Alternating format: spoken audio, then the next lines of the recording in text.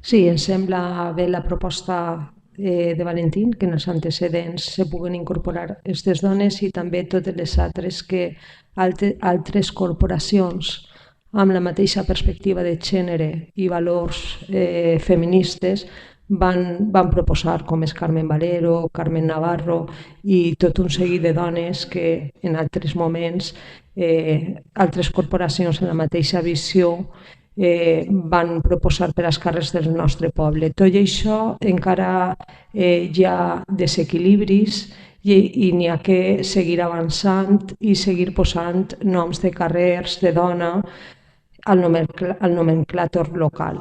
Agraïs que des de Compromís i en nom de Compromís esta moció que ens porta a la Casa de la Dona al plenari perquè cal atorgar a les dones, reconèixer tot el que hem fet i tot el que ens han permès avançar.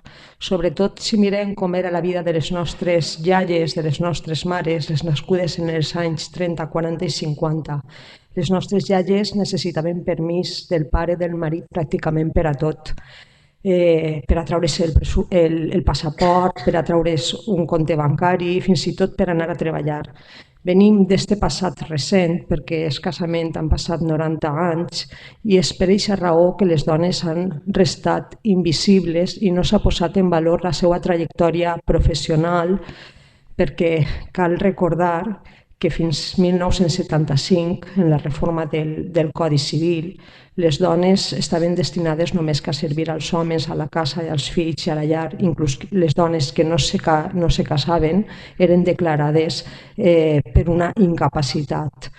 Inclús aquelles que eren maltractades en la llar tenien que aguantar perquè eren delicte d'abandonament de la llar, el fet de pegar a fugir. Venint d'aquella realitat, però en aquell temps també van haver dones valentes que tenien al seu costat pares, germans i marits que les respectaven, que sense haver lleis reconeixien les seues capacitats, les seues possibilitats i els seus drets no escrits. Però altres dones no tingueren tanta sort i no tenien cap opció.